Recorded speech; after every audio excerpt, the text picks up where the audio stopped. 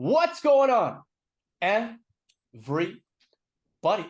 You've got the cardboard coach here with your boy, Coach Coat.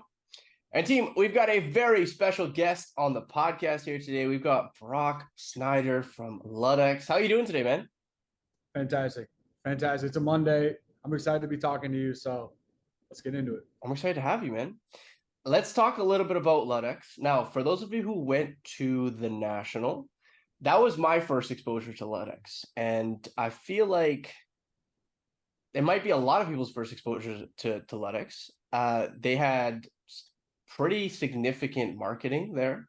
You guys had your own lounge, which for some reason I just couldn't find. But I saw banners of the lounge everywhere. You guys had Brian Urlacher there as well. Talk to me a little bit about what let's go into what is Ludex. Let's go into what is Ludex, and then we'll talk about the National and we'll go from there. So what is Ludex for those people who maybe seen signage or maybe never even heard of it? Sure. No. So simply Ludex it's an app that helps collectors identify what you have, tells you what it's worth, pulling live eBay comps every 5 minutes. And now recently we've just developed the ability to one click to auto list it to eBay. So we're a tool. We're on the App Store. We're available on the Google Play Store. We're a tool that just helps collectors focus on collecting. I think for me, I'm a massive collector, have been my whole life. The challenge is just the arguments around what something's worth, what you have, what do you do with it. And I think the tool that we have helps you just kind of focus on having the fun, opening packs, buying new cards, going to card shows, and having kind of like a one-stop shop to be able to do everything. Because from my experience, the challenge is someone's on Twitter, someone's on Instagram, someone uses alt, someone uses another platform, which kind of creates a challenge, especially if you're a new collector. So we're really geared towards, having a value add in a home for not only new collectors, veteran collectors, really like all walks of life, to just have fun. So that's Ludex in a nutshell. So I've had the pleasure of playing with Ludex for the last maybe 2 months or so. I have definitely found it useful, particularly in the like comping side. And I mean, we can get into what are actual comps and all that other jazz, but at the very least, like you kind of want a starting point. That's kind of like how I view comps, is like you want to see what generally the market is paying for this specific card. And I mean, there are numerous ways to do that. You can go manually into eBay and click completed listings and do that yourself. Type in the card's name and make sure you get the parallel right and all that stuff. You can also go into 130 point. There's Terra Peak. There's so many different ways to do this. But to your point, if you're a new collector, it becomes super challenging to. I mean, I've tried to explain what eBay like going into completed listings was to someone without actually visually showing them, and even that becomes very difficult. So I find that if left alone, Ludex is like, if the average collector that is left alone, or a new collector that is left alone, I find Ludex is a great way for them to really, especially with the inclusion of adding eBay listings directly from the app. It's a very quick like one-stop shop. Like this is how much it's going for roughly, and just like add that if I was looking to sell it. There's also like there's portfolio features as well, right? Like so you can kind of like keep track of your collection if you care about a numeric value, or maybe I mean, it does take some pretty nice scans, and I don't even know how you guys manage to filter through light and all that other jazz, but it actually takes pretty nice scans of your cards. And so even if you wanted to just have a portfolio of your cards to show your friends, rather than having like scrolling through your pictures and eventually coming across the card in question, I find that is also super useful. Now, I will say that for someone who does majority soccer and hockey, there are some comps or some cards that Ludex isn't able to comp right now.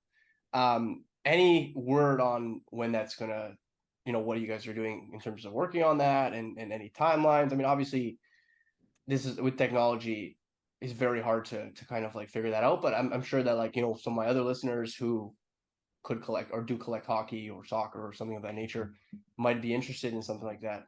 When can we get it up and running for just like across the board? Yeah, I'll answer that. And first, I appreciate you giving a little more depth. I want to Yeah, explain a little more yeah, that I think will give context or at least pique people's interest. So soccer and hockey.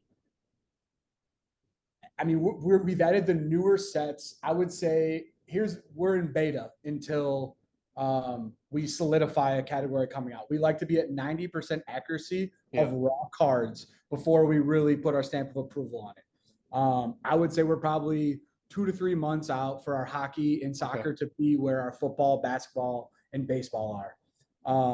And kind of just going back to the app, and then I'll bring this back in terms of how we'll do a better job of communicating to our users where we're at, because I think Yeah. that's something that's kind of missing in the hobby is a little just transparency. Like, I'm across the board with don't, like yeah, every like company. we're not Yeah. perfect. We're not going to Yeah. be perfect always, but at the very least, I think a goal of ours and a goal of mine here is allowing people to understand what the expectation is and what they can expect out of us. So there's no false expectation, which is really like the worst part. So as you kind of were alluding to before, is when you scan a card, what I think is a really awesome thing, especially for new collectors, is it categorizes it by sport. So let's say you scanned a basketball card, it's going to dump your card into a basketball category. Same thing with football, same thing with baseball, soccer, hockey. And what's nice about that is within that subfolder, you have automated valuation changing. You have a search bar so you can type in, Cubs or LeBron James or a set. So the search function, if you're at a card show or you just like don't know if you had that card, it's so handy. I can't tell you how. I mean, I think you could relate to this. Like, how often you forget about what you have? Yeah, I mean, quite frequently. At the very least, I could forget about like how many of like something I have, or like it's That's a different problem. All right. yeah. So, I've duplicate Ovechkin I rookies. was like, do I have Uh, like 3, 4? I don't know, just something like that. and then not to neglect, because I think oftentimes I do, is our Magic and Pokemon is probably our strongest category. Um, we have all those sets up to date, and it's a little simpler because the sports cards, the parallels, that's where Yeah, the challenge comes in play. And that's really our competitive advantage is getting the parallels. But we have a TCG option where not only can you track your cards, but you can also build decks. So we're like I said, we're really just trying to like simplify all these things and give you the ability to go out there and have fun. I love that. Now, a lot of people, when I've talked about this in the past, I've talked about, the fact that it isn't free. So do you want to either dispel that? Do you want to, talk about the value in maybe a paid membership versus the free option? Because I mean, they're actually wrong. There is a free option, and the free option I think is pretty good if we're talking about the baseline, like new person to the hobby. Because correct me if I'm wrong, you're allowed to scan, what is it, 20, scan and list 20 cards, or You can scan you can scan 200 cards a month. there you go. So See, I'll just so break it down. yeah, So the free users, you get 200 scans. You can store up to 60 cards in your portfolio. So that means you can actually save, and that means they're tracking the pricing over time. Um, and you now with this new eBay list tool option have the ability to list 5 cards per month. man, So that's the free version. I think it's enough to kind of get dirty and have some stickiness or really find your own value. Because for us, I think we found I don't want to force you to do anything. I yeah, want you to see the value in it yourself. And I think now that we have this ability to list to a marketplace, I think we'll see a bit of a difference in really understanding the value of why you would pay for us. Because for the paid membership, it's $9.99 a month, or you can pay 80 annually. And with that, unlimited. I mean, you're kind of free reign in terms of scanning, tracking what cards you have in your portfolio. So you can put as many cards as you want. And now you'll have the ability to list 50 cards to eBay per month. We're going to be introducing a new tier that's going to be $25.99 or $24.99, and that's going to give you the ability to do 250 scans a month, which is the cap as an eBay seller. You're allowed to have 250 listings. So that's the different tiers we're kind of trying to adhere to, and kind of gives you enough to figure out what lane you're in. the God tier membership.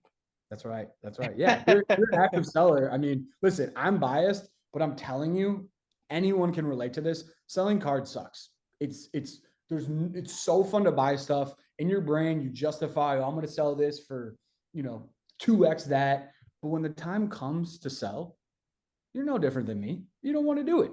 So now with this ability to, in real time, like you're watching Justin Herbert, for instance, just balling. Now you don't have to spend all this time typing. Boom, auto list to eBay. So I'm really curious to see how collectors value this and what the perception is. How does it populate the like how does it just quickly populate like all the things that we normally have to like click and drag and all like when it comes to like manually doing an eBay listing? So we have our own tech team in house. So we did like a little case study looking at what were the most, and also I networked and we spoke with people at eBay, big sellers, and new collectors. We understood what were the field categories that were not only necessary from a minimal standpoint, but also what added the most value to the listing being sold. So from there, that kind of helped give us the framework or the outline of what fields were needed, from a description to your shipping status, to what listing status it is, to where you're shipping from. It's 4 or 5 really easy steps, and that was essentially walking you through what a massive upload process is on eBay. We are to pick out the nuggets that matter, get you there, and then if any modifications that you want to make, you do that in the eBay app. Our whole goal, at least this first iteration, was to just get people selling and help them kind of get familiar with the process. Yeah. How does it determine whether it's like a I don't know like a mint or near mint? Like does it do that manually or do you have to manually put that in? You have to manually do it. So, Okay. and I think this is a good point you're bringing up, because a lot of people confuse us with potentially AI grading Yeah. or kind of giving you like a soft raw grade. By no means are we helping with condition. Um, we're literally here to identify, tell you what you have, and help you sell it. So that's up to you as the seller, which I think is helpful and then unhelpful in the same point, because I think a lot of new collectors do need that help. They're not quite sure. Um, so it's like I said, it's kind of up to you to decide whether that's new mint, excellent, good, and the user selects that. Yeah, but I mean, to your point about new collectors, like it's I don't know what's more necessary. I mean, knowing how to grade something or knowing how to sell, right? Like I personally I'd probably say knowing how to sell because at the very least you're able to like get some liquidity and potentially like maybe you open a box and you got something that has some value or let's say you open a box, pull a card, have no idea how much it costs. It's numbered card though, numbered to 50. So you're like, okay, let me scan this thing. You scan it, you find out through the Ludex app it's $40. Okay. You're like, okay, it's great that it's $40, but this isn't $40 that like I want like it's that I want to put into my collection again, right? So how would I go about doing that? Well, I mean, you can actually list it and ideally it sells, let's say, even if it's for $35 on eBay. And then all of a sudden, like now there's liquidity there. Now you can go and buy exactly what you want versus like I think that the grading game has changed so much.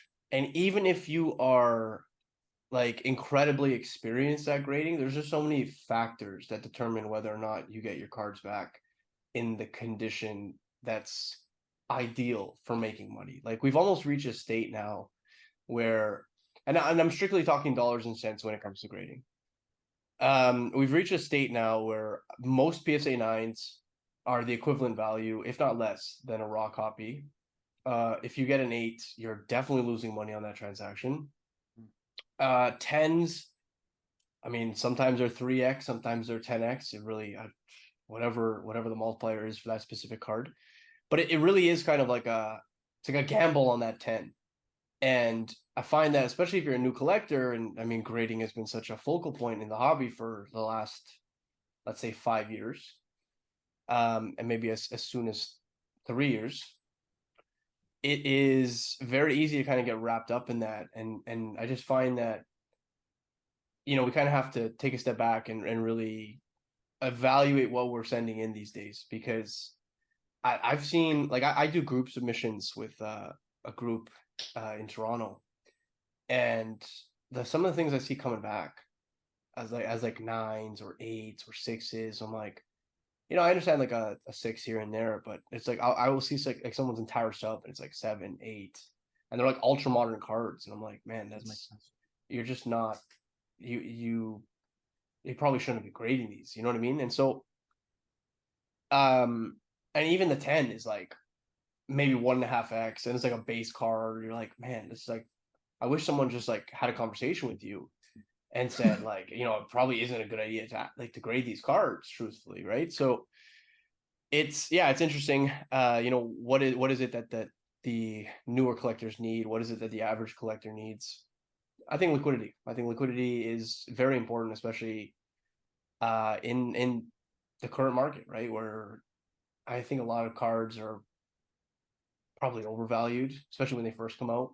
And so having that ability to kind of list them as quickly as possible is definitely beneficial.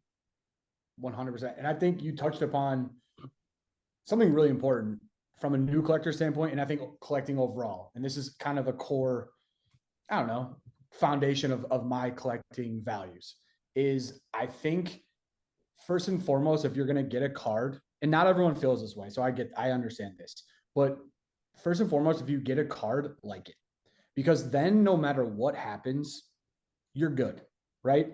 And I think you touched upon something also that some new collectors get made fun of for, and I think there's twofold to this: is people get stuff graded, and maybe they just like it, maybe they just want it For slab. sure. And I know you Cool. relate to this as well. Yeah.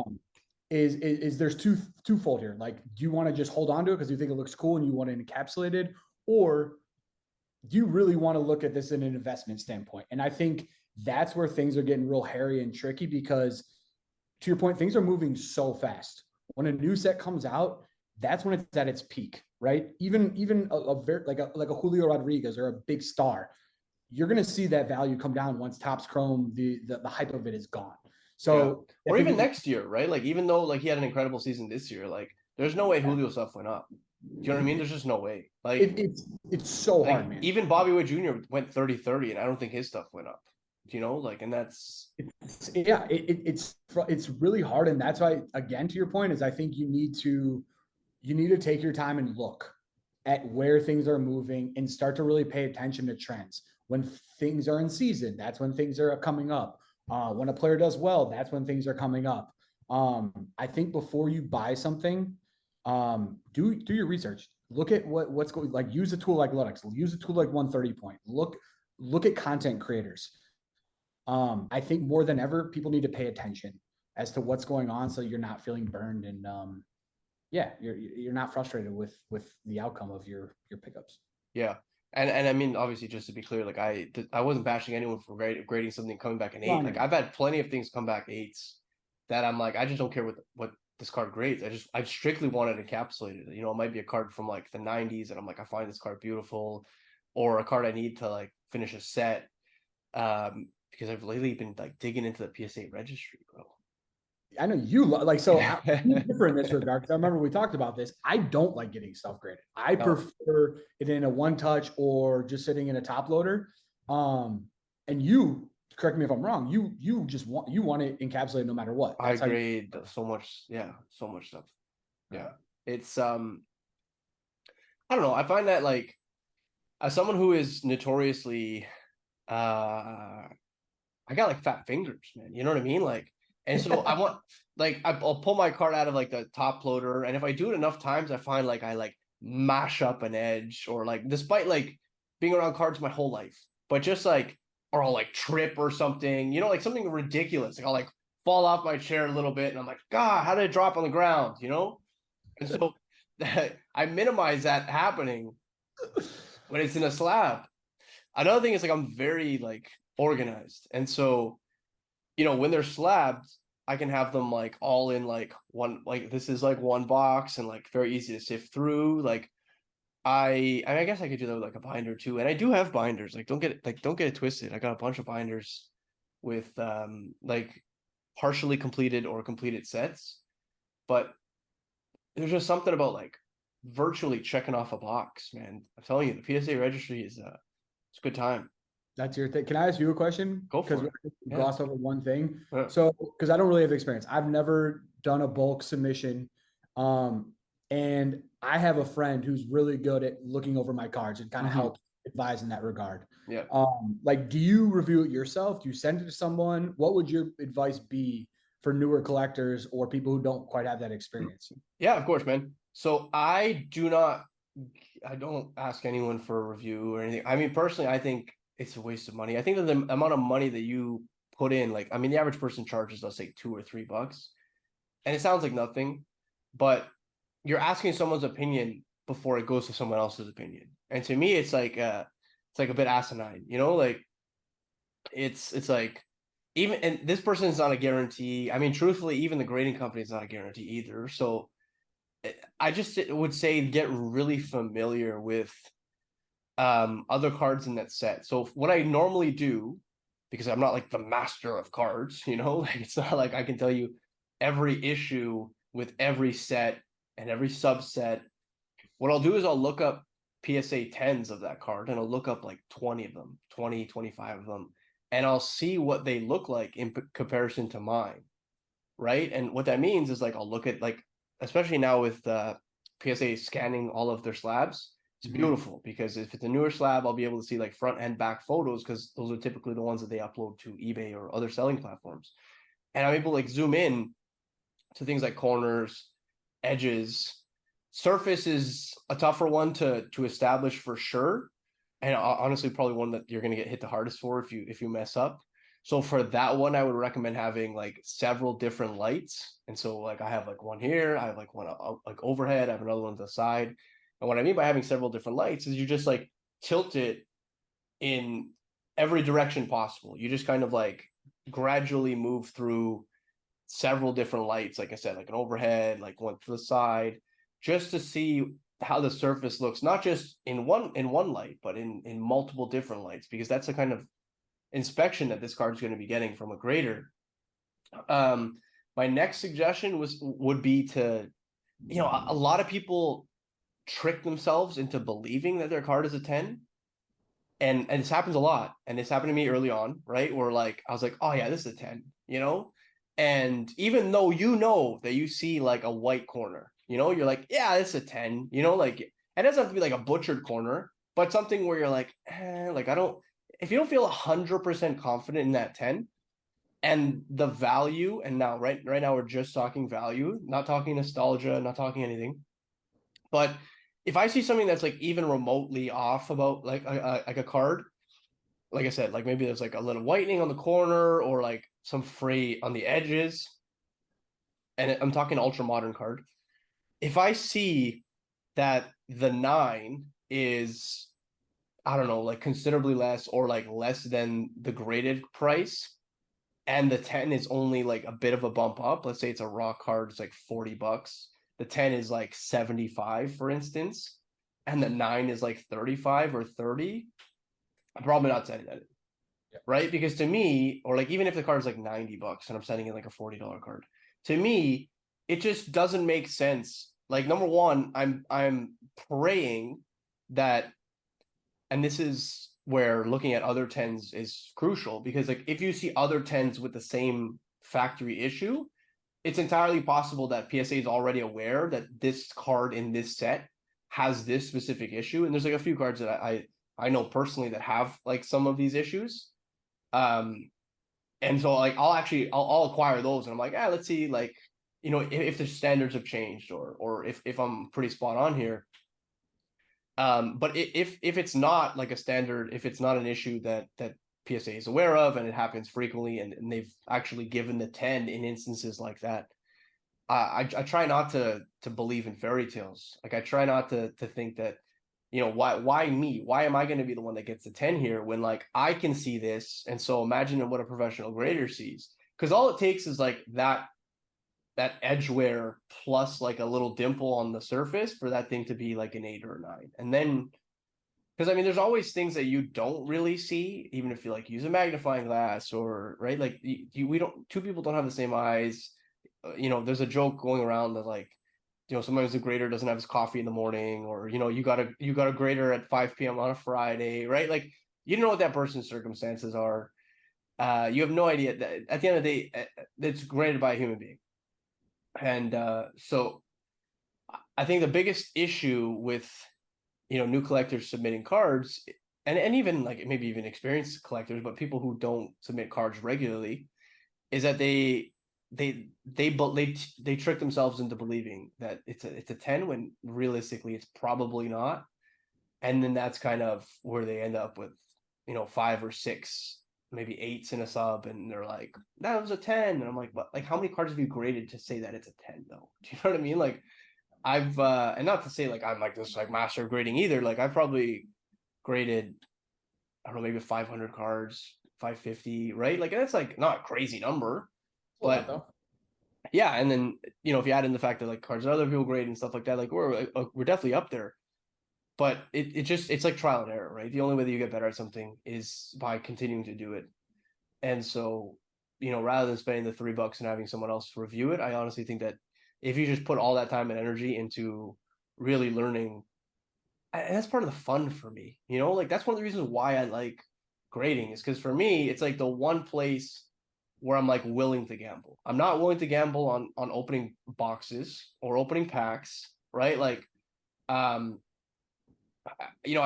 gamble on the player to a certain extent, but even then, like you won't, honestly, you probably won't catch me dead gambling on like the top prospect in a class, buying like as soon as it comes out. Like that's just not what I'm gonna do.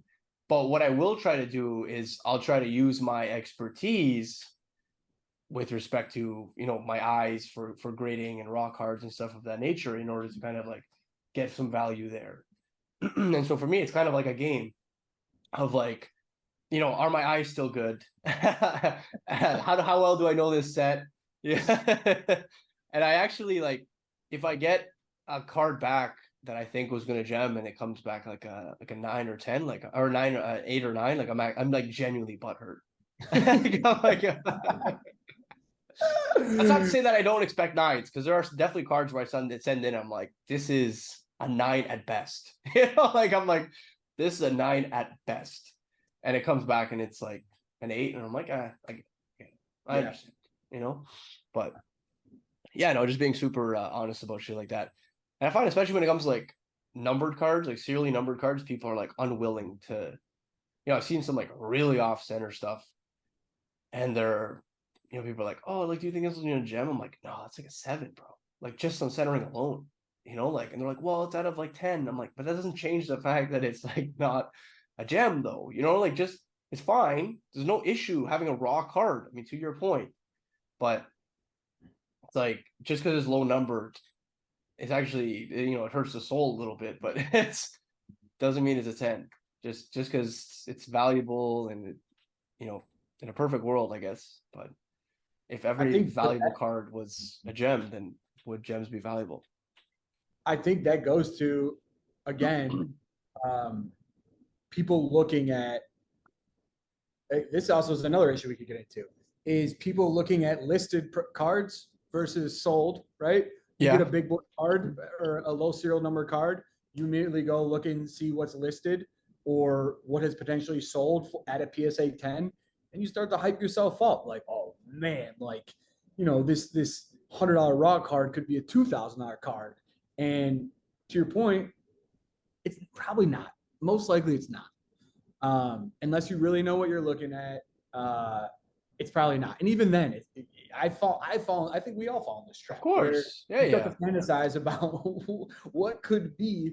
And that's why I think, yeah, you gotta be realistic with yourself. You gotta use your resources and tools, and not give yourself this false expectation that you're a millionaire from this card, because you're not, unfortunately. I mean, it's kind of wild because, especially if you're ripping like a set where the players are playing, like right now, let's say you hit a Brock Purdy. I mean, even out of like NT, for instance, right? NT just came out, Flawless just came out, Flawless rather. And you hit like the true RPA, and you're like, you know what? Again, because there's an emphasis on grading, I'm going to grade this card. 49ers are 4-0. I mean, it's entirely possible that you send that card in, and he gets injured. It takes like, let's say it takes 2 weeks door to door. He gets injured. You get an 8 back on that card. And like now you've like you had the most value even though it was raw because this card just came out and like those were the circumstances. But now under the new circumstances, like you just got like a ding for the grade, and you just got a ding for the fact that he's injured. Like it's a lot of this is like timing, and and that's why like sometimes it's your best bet is the one where you don't try to like. I have this conversation with a buddy of mine who plays like a lot of blackjack, and sometimes we'll go on a run, and he'll do, I don't know, he'll get like he'll win like 8 or 9 hands in a row, and he always loses like like the 7, 8, 9. And I was like, well, why did you keep fucking going? And like his thing is like 1.5x, and like sometimes that leads to like a double, and like all of a sudden they're like rolling, because like a few hands in a row you're laughing. He's like, no, I had the juice, you got to keep going. And I was like, well, why did like when does it stop? Like when do you like when do you hit the pause button? Because like you had like 15x your money. Like you had like 15x buy-in or 15x your initial bet, right? So my point in saying that is that like a lot of times people they want to extract as much value as humanly possible from grading, and I've seen that actually when people were talking about the Babe Ruth Superfractor with a $200,000 bounty. Some people are in the comments section being like, "Oh, you should grade that card and then try to sell it." I'm like, my friends, there's a $200,000 bounty on it. Okay, just sell it. Just sell it. Just give it to them. Give it to them. Give it away. It's gone. Finished. Right? It's surreal. Honestly, But I guess that's human nature to try to like extract as much value as humanly possible. I have an example of this exactly, and shout out to Mark's Card Shop. I don't know. Are you familiar with them at all? It's a really small shop out of here, so I wouldn't expect you to. No, I'm not. They're out of Downers Grove, Illinois. Nice. But so Mark pulled last year when Optus Contender first off the line came out. He pulled a Mac Jones Shield 1 of 1 when Mac Jones was still he was playing well, and it went viral. It was all like he got everything you could want from that, right? Like Gemmit reposted it, all the content creators were posting it. The hype was there. Golden's reaching out, all these auction houses are reaching out, and personally, again, it's easy for me to from my of course say what to do. But and like a year and a half later, yeah, I'm like, dude, sell this now. Like and he was getting offers, for I think he had an offer for 100 grand with trade, and the cards that were being traded to him were like MJs, like legit ass shit. Can I swear? Yeah, of course. Okay, cool. Yeah. And he did it. He got it graded. It got a 9. So by the time it got graded, by the time it came back, it was a couple months, and that card that should have been, at least, let's call it at least 20 grand. I think it ended up selling on Golden for 16. Like, let's not shit on it. Like, that's awesome. No, I mean it's a pack pulled card from this year that sold for 16. It's great, but like actually, I mean, no, I mean by this year, I mean the year that you ripped the card the pack from. But yeah, like I think that's a perfect example. Like personally, and I think you're in the same camp. If you pull it, sell it immediately, because and that is like if it's something that you don't want, you know what I mean? If this is like something that you're not keeping for like the rest of your life, a guy you PC, whatever, right? Like that's where I'm like, get rid of it. Get rid of it.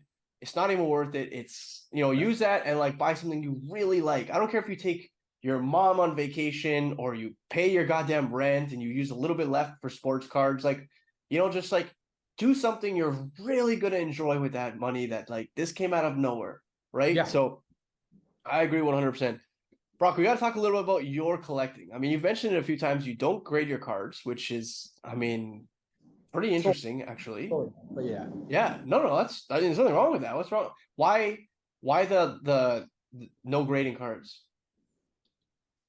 I just grew up like a binder kid. That's okay. I'm 32, so I grew up with like the Pokemon craze. From the Game Boy to like the trading element of it.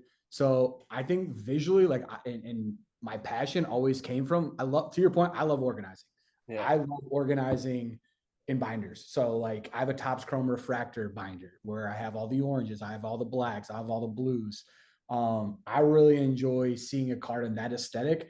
And also for me, I found that if I separate the value from just the collectible stuff, it makes it a lot more fun for me. If I become too obsessive around, well, fuck, that went down in value, and I don't want to obsess about it. I like to Yeah. just kind of focus my mind on what I like, enjoying what I like, and keeping it in that way. And then I have other cards that I look at as more of an investment. So for me, I guess that's kind of like my origin story. I grew up playing Magic. So building decks, and I think that's another like very visual collectible. Yes. And then early 2000 basketball stuff. I just think those cards were early game use patches, upper deck. As I said, Topps Chrome, like that stuff is close to my heart. Have you tried using a deck builder? No. Like it's terrible. I don't care what anybody says. What It's awful. Maxfield, you're saying? Yeah, just like I mean, honestly, anything that you can add like a virtual card, it's just not the same. No. Like I just like I and like I'm going through this process right now because like I'm building like a commander deck, and Yeah, you are. I know, but the amount of cards that I've bought already, and I'm like, I don't want this in my deck anymore. But like I would never know that until it's like actually in it, and like I'm like messing around with it. I'm like, this doesn't work anymore, you know. But like you're looking at it visually, and you're like, oh, I can see how this could work. And like once you're playing, you're like, no, don't like it. This is like I keep getting stuck with this thing in my hand. Like this is useless. From like it's like you try so hard to not put like more money than you need to into it, but it's just not possible for me. Like No, I'm yeah, definitely I'm hands on. Like I'm too very visual. It's just funny that like you and I are both visual and very hands on, but like I went one way with respect to like sports card stuff, and you went the other way. yeah, no, I completely agree. I haven't played a lot with Moxfield. It behoove me if I didn't plug the Ludex deck builder. Yeah, of course. And I do have feedback on that. Like, I think, But you at have to least, scan your own cards though. yes. So that's what Yeah. I'm So that's different killing though. two birds with one stone. That's different. I'm talking about like brand. Like I don't even own the card. Like I'm putting it in Yeah. a deck. You know what I mean? I'm like, this is like I hate this shit. It's like it's not. It's just not the same, man. It's just like a list, and the list doesn't. I can't actually see the synergies and stuff. But keep It's like going. buying followers. Yes, it's awful. You know? Why It's would you like, do that? yeah, it's fake. Yeah, exactly. Yeah. But I don't know. From the Magic people I talk to, um, I guess if you play a ton, it helps you identify whether a card works in your, and I know that's what you're getting at. Like it helps you figure out what works in the flow and what doesn't. But I'm with you, man. Like use what you got. Yeah, I mean, and like the only reason why I would have like a deck list is just like show other people, right? Like just like like oh here it is. But in terms of like helping you build it, I'm like this is useless. I'm like I can't run 10,000 hands off this thing.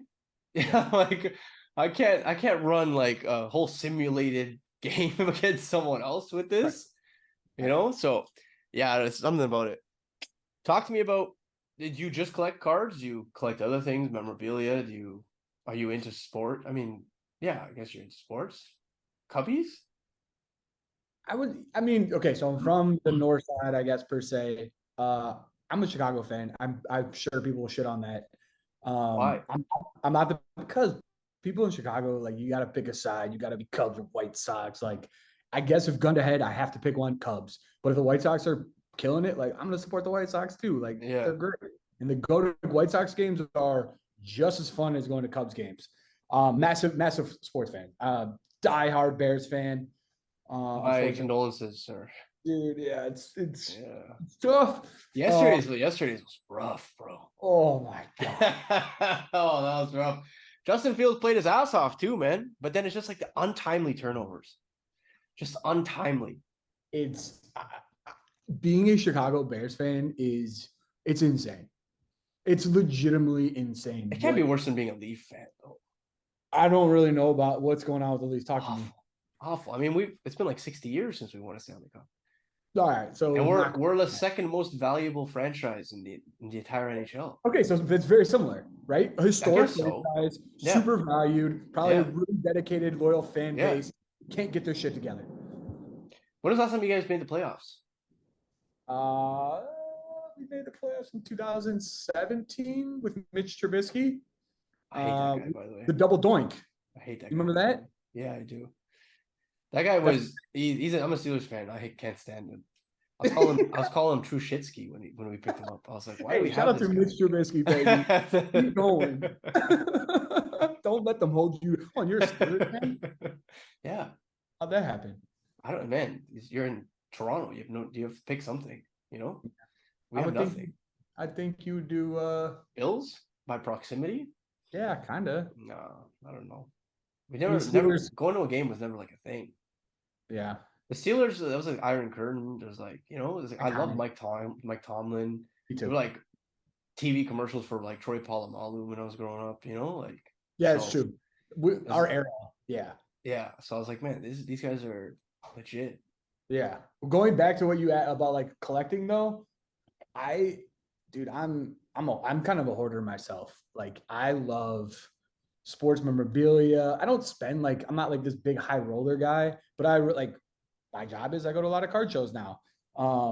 So I love picking up like little tchotchkes. I like I don't know, like I have a buddy who loves like vintage boxing stuff. So I love like looking for stuff for him, or I love like the historical element of looking at some of that stuff and encapsulating it and keeping it in like a nice display case. So whether it be an old magazine or an old program from a game, or I don't know, like an old comic book, I'm very visual. Like if I think it looks cool, then that's what I want. Doesn't it goes visuals, I guess, then value for me. Yeah. Um, Do you have so like a dedicated room in your place? you know, they got a little bit everywhere. My wife probably fucking hates it, Hates but it. Hates it. yeah, I have a little like desk that I've been given. But Like, here's where you can put your stuff, honey.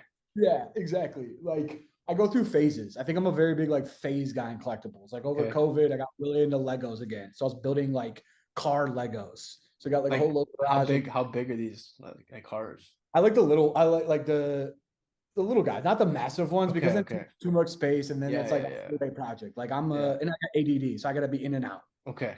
Um, recently, my dad, I just got his Hot Wheel collection that is from the early '60s, Ooh. red wheels, like made from Hong Kong, USA, Are they still in the England. box? Yeah, like I have like probably 60 red wheels, Hot Wheels that are in pretty solid condition. So that's my new obsession, is figuring out ways of displaying those and then looking at the value. Like that's, I think, what everyone can relate to, right? Is Yeah, like of you go course. find this new loot, this new load, and then the fun is like going through what you have and then displaying the cool shit that really speaks to you. That's what I Yeah. love. Yeah. No, I mean, I would agree with you 100%, man. I can't remember last time I took home like a lot though. Like a hidden gems. Yeah. You You seem know to be what's fun? picking up some beauties lately. Yeah, you know what's fun? And this is again, I guess like a shameless plug, is we here like a lot of times we'll send out cards or like want to do research on a new set. So we'll buy, sometimes we'll go to a show and buy a value box. I'm telling you, this is a ton of fun. Is Yeah. using the Ludex app and just going through it. Because there's no way, if you do, more power to you, but like that treasure hunting element and then also kind of just being able to see what visually speaks to you is a lot of fun. Well, like yeah, this morning actually, there was a bunch of articles posted about like Miggy retiring, and over the last like 6 months, I've been like accumulating like a fair bit of Miggy stuff Smart. because yeah, I was like, man, this guy is like everyone's chasing Ellie De La Cruz and Corbin Carroll and even Acuna. I'm like, that's great. Like, listen, these are all great players and they've had great seasons, but I'm like, we're talking about Miggy, man. Like this guy's won 2 MVPs. He won a triple crown, which is like next to impossible to do. He's been like Insane. 12-time All-Star, like 6 batting titles, I think. And I was like, this guy's doing his retiree tour. Like, I have no plan on selling this. Like, I did the same thing with Pujols when he was like, it was like probably 9 months before his retiring. And I was like, I'm just gonna stack up on Pujols. Everyone was buying. Who was everyone buying at the time? I think it might have been buying Shohei at the time. Or Tatis, I think. The people were buying Tatis. I'm like, fuck it, I'm buying Pujols. I was like, no. I want to buy Pujols. And so I did the same thing with Miggy. And except I didn't buy like a ton of like expensive stuff. Instead, like what I did was I went through like value boxes and I grabbed like so many parallels of like out of 50, out of 10, out of 5, out of 150, and like just nice looking cards. Like I remember I pulled out this morning like a Topps Diamond Anniversary Edition, so like the Trout set, like the 2011, Mhm. and it's like it was the home run leaders, the AL home run leaders with Paul Konerko, Jose Bautista, and Miggy. Yeah. And just like looking at that card and like how shiny it was, and like remembering 2011 and like Trout, and then I'm remembering Paul Konerko and Jose Bautista in his prime, and Miggy, and how they all used to go toe to toe in terms of like just pelting them. I was like, this card is. I mean, I probably picked it up for like 50 cents, but I was like, it just gave me like 5-6 minutes of nostalgia, and in fact, a little bit more than that because I ended up going like looking up like 2011 home run leaders. Like I'm like, how long was like Miggy like still relevant for before he started like that downward trajectory? You know what I mean? So yeah, I agree with you, man. Value box hunting is I mean where I spent a lot of time, like at the expo, which we have coming up in about 6 weeks time. It's like the biggest sports card show in Canada, specifically the fall expo.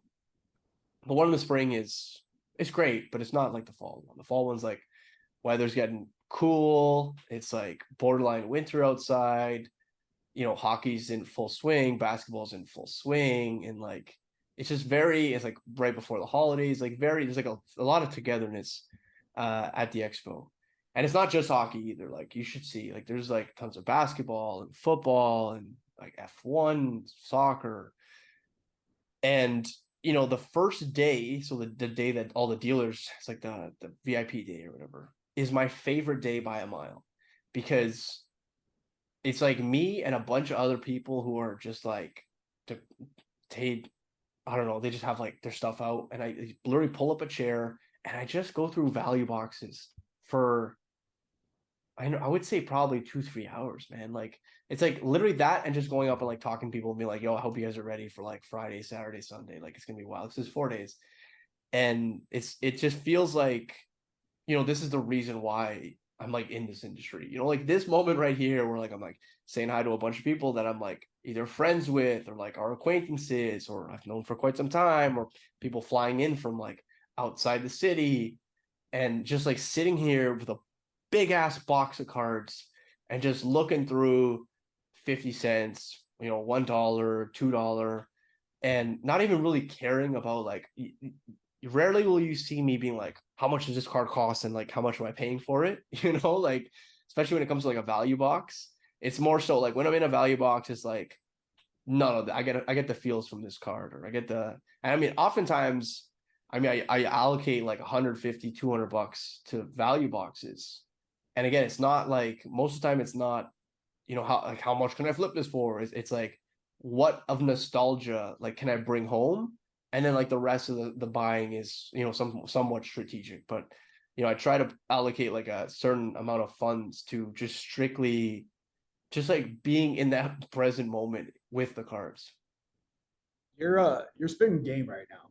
Yeah, So first off, because I think you're giving some important lessons here. First off, I completely relate to that. That's my favorite part of a show, and also why it's valuable to either be in the industry or get that VIP pass, because the first that early access, dude, people know about this. Like of those course. value boxes, that's the first thing people do is rush to go do that. So one, Because you're you gonna can't get do that when it's busy, man. It's just no, not possible. exactly. So the traffic makes it too Yeah. difficult. And two, the best stuff is going to be there early on. And then also, like, talk to your dealers. That's when you're gonna be so surprised. It's very easy to like whatever, not want to talk to people or kind of be in your own little bubble. But I'm telling you, 90% of the time you have conversations with these women or men, you're gonna learn a ton. They're gonna be awesome people. They're gonna give you a better deal, and there's just like there's a camaraderie there, Yeah. and I think that kind of allows you to, I don't know, engage with the collecting space differently. And then also I think the you touched upon something interesting is the value boxes is strictly, to your point, a nostalgic like vibe feel. And I think it's kind of the hobby in its rawest form is you just sitting down, going through a box, looking through stuff that just speaks to you. Um, and I would encourage anyone who hasn't done it to try it out because it's fun to just look at stuff that you like and keep it as surface level as that. Well, that's exactly it, man. Like it's just the whole experience from like the cheap chair that you're given, because like Yeah. like just like the cheap fold out chair that you're given, and like maybe you get like the top of a cardboard box to put your cards in, like there's like the whole thing. Even like the inserts, like I love that raw element, and I wouldn't trade it for anything, man. Like, that's what card shows are all about. Shout out to all the dealers who have chairs. And this is a very low key thing that I've not a lot of people do little brown bags. Because if I walk away with 50 cards, even if I have my own bag, it's helpful to have it in a little bag. So I guess maybe I sometimes will bring a Ziploc bag or like a little carrying case for it. I But have yeah, never received a brown bag. really, Never. that's some old school. Some of the veteran dealers, some of them will have little brown bags. I'm telling you, dude, it's so helpful. I mean, yeah, I Oh, definitely know that for sure because there are so many times where I'll come home with like even like 20 or 30. And I really? just like, even if I have like a side bag or something, like I chuck them in there. And like I try my best to like keep them all upright and let's try to wedge them in there so they don't move around and stuff. But there's only so much you can do. Yeah. Like I find every time I go to a value box, I buy way more than I ever like I expect. I'm like, I'm just gonna grab like 10. That's like it's like I don't know, 10 for $10. So I'm like, okay, cool, I'll grab 10, and then I end up like 27. He's like, it's like, fuck. Just keep going. 27. Yeah, Yeah. exactly. You're like, are you Yeah. sure? Like, here's another box. So sometimes I have to be like, no, like I can't. Like I'm like, I'm sure I find more great stuff, but I've spent like an hour and a half here, and like I have to leave from here. I have to Yeah. go do something else. Like I have to. But yeah, I mean, this has been fun. Brock, talk to me. Why did you join Ludex? How did Ludex start? Yeah. So I started during COVID. To give you a little backstory, how I got back into the hobby. Like a lot of us, we had time, and breaking was kind of starting. So me and a buddy just started breaking for fun. Um, and I would spend a ton of time at my local hobby shop. Shout out to Elite Sports Card Shop, Ronnie. You're the best. And Brian Ludden, who was our CEO and founder, was in there one day with his son, spent an exuberant amount of money in a matter of minutes. I've never seen someone spend this much money. So immediately I'm like, all right, who is this guy? And he's showing the card owner an app, kind of overhearing him talk about how this helps you identify and track your value.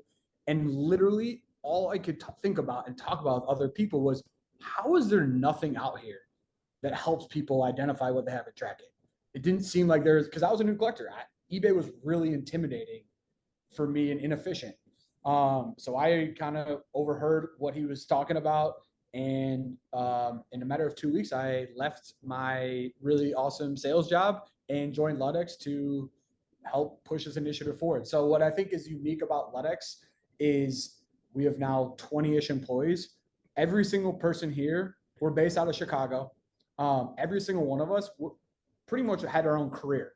And for whatever reason, there was this inclining in us to leave that job and join forces and be here, which is cool. Like it's fun that we all kind of believe in this mission and have this passion for cards. And it also helped. Like we raised $5 million. Brian Urlacher is an investor. Cassius Martian is an investor. Um, it's been really exciting. It's hard. It's a lot of hard work, but it's cool because I think the reason why it started is our CEO, like a lot of us, went to go look at a card and it was either $5 or it was $5,000. And rather than being like, you know what, whatever, he left his job as being a trader and decided to solve the problem, which is sweet. It's really cool to be a part of something like that. So day by day, we're just trying to make this stuff easier and more fun. I love it. So, do you want to get the listeners a little bit excited? Like, are there things that you can tease that are on the way, except for like cleaning up the betas?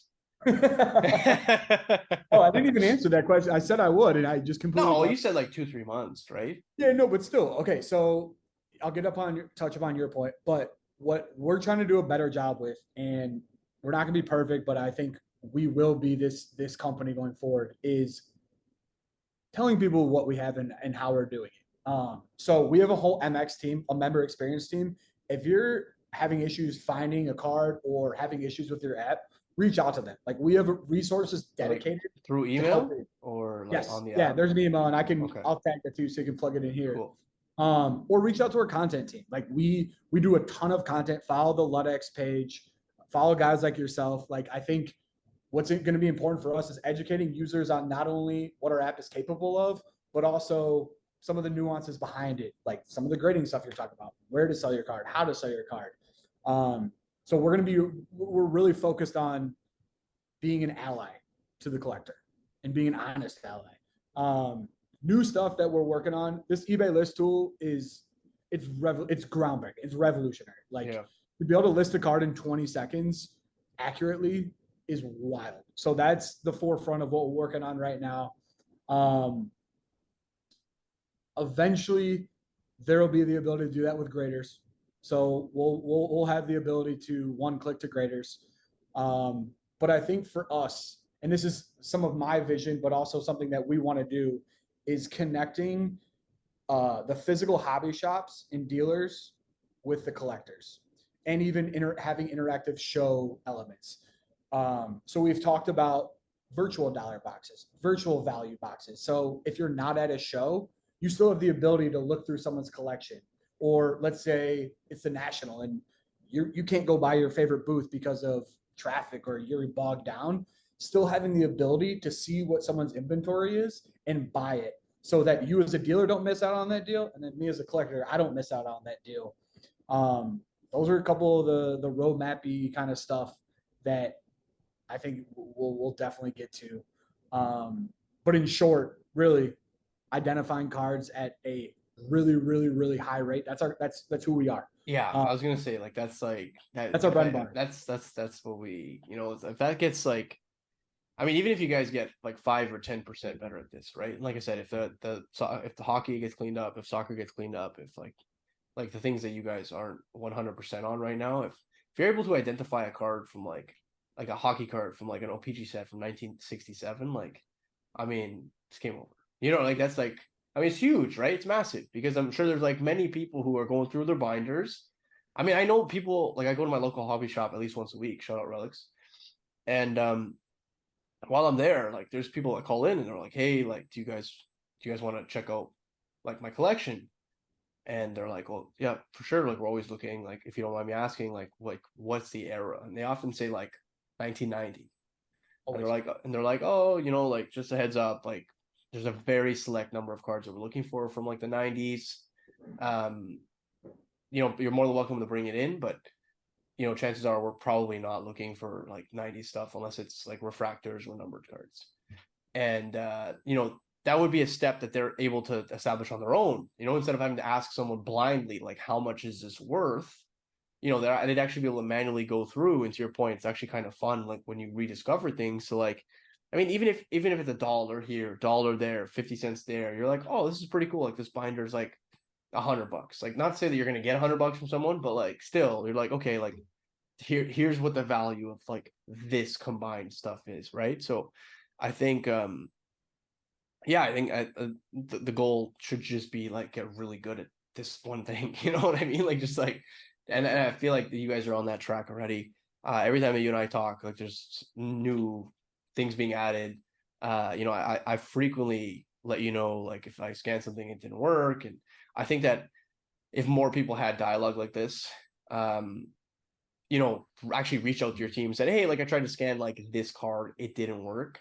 Maybe it's just a matter of like you guys missing that one card, or maybe you guys don't have that set, and maybe that might be the initiative to like add that set, right? So I think that the only way that stuff like this works is with continued input from the hobby, and that troubleshooting needs to come from the hobby.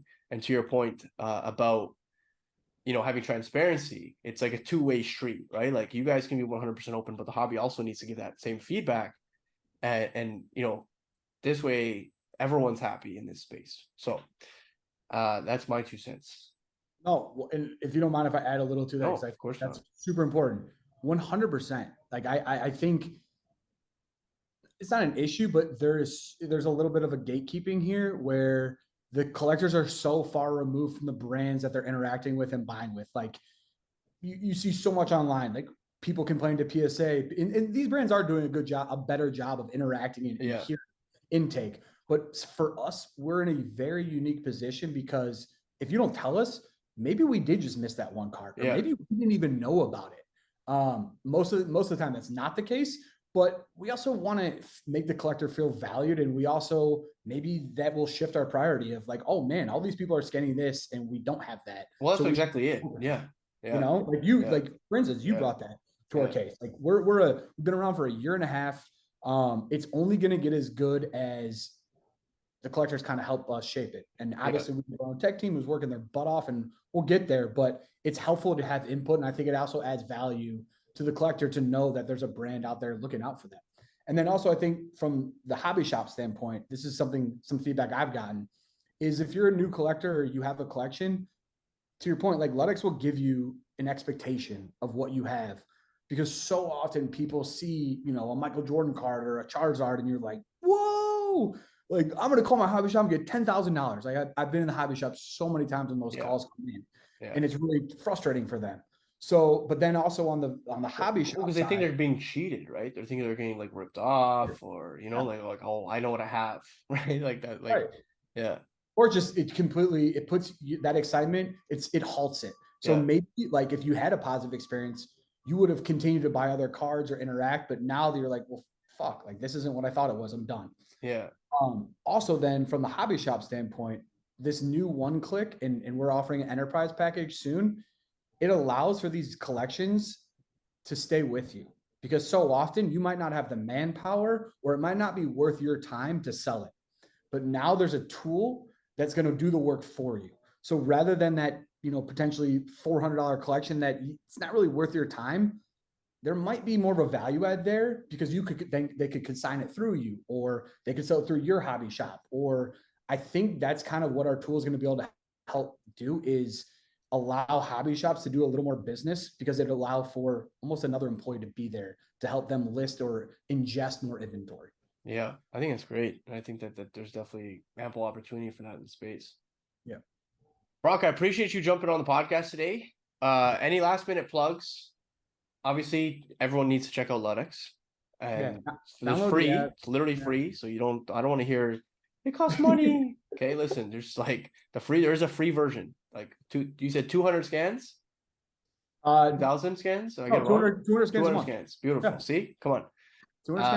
At least check it out. If it doesn't work for you, please let one of us know, and then we can keep this going. We can have feedback loop open. If you scanned a card, it didn't work for you, it's the only way it gets better. Yeah. Anything else, sir?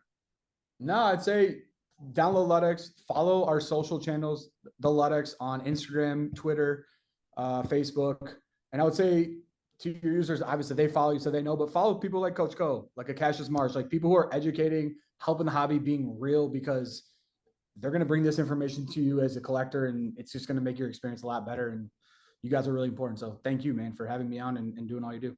Appreciate you, man. Team, I hope you enjoyed this week's episode of the Cardboard Coach featuring Brock Snider from Ludex. As always, hope you guys have a wonderful rest of the day. Coach Co and Ludex are out of here. Peace.